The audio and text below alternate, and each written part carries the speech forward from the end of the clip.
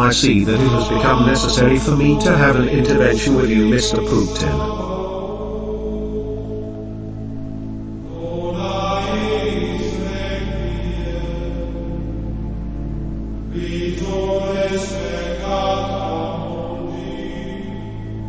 It seems that the crown upon our head has lifted your mind above everyone else and lifted you to the loftiest of heights, and you see no other as your equal.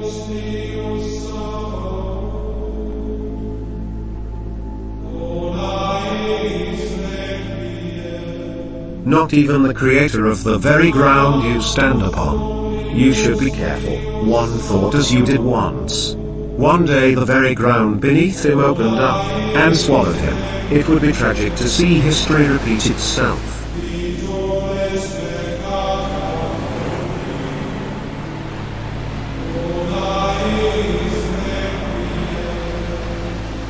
You seem to march against other nations, taking what is not yours and claiming it as your own, but you are deluding yourself, really. Arrogance is a path destined for destruction, and if you rule over people with an iron fist, then one day, after enough conflicts have taken their toll on the numbers who support your iron-fisted rule, have dwindled, then your authority will fall to the control of those you have oppressed around you, and your time to control will end, as will the memory of everything you endeavored for. Tell me, Mr. Putin, how is your health? It seems as though your body is excreting and producing a larger than usual amount of testosterone, almost steroid-like. Do you suffer from prostate cancer? You should look into that, really. Now, as I was saying, arrogance leads to the decay of nations. For example, look at China. Now it said specifically in the Bible not to alter the words within its pages, and that any who do, their names shall be stricken from the book of life. Xi Jinping and his people arrogantly ignored those words of warning, and within a year of being warned against their course of action, their entire country has been stricken from the face of the earth, returned to the clay from which they claim to have come from. Soon they shall not be found within creation any longer, and shall become one of the lost civilizations of myth that will be rumored to have existed once, just like Sparta, Megiddo, Sodom and Granmara and others. Lost civilizations and cities only found in books of myth. If you continue down this arrogant path, you too shall be added to this list of legends, and any who follow you down this similar path. I would question whether or not the Russian people are willing to follow you in defying God himself, who made the very earth you stand upon and the very space you exist within. In fact, I remember when I made the very rolling flatlands that Moscow was built upon.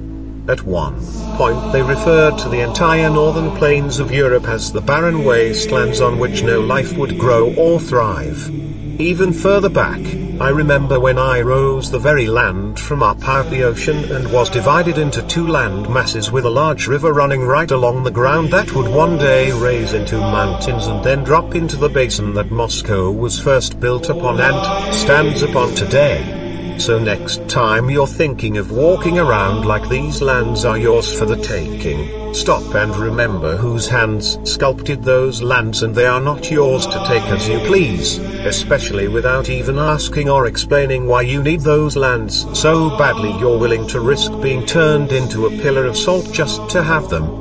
I'll leave in the grammatical errors, because this conversation is not meant to become any scripture for the masses. These words are for you to hear, so errors make them less godly to the masses, but I know you feel the truth in these words deep in your heart.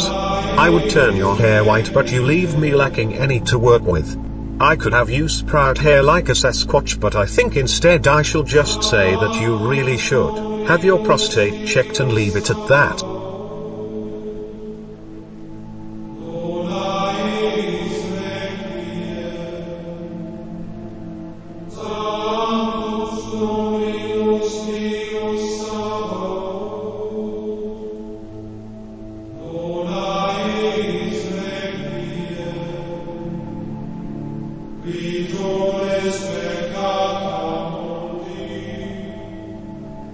Dona eis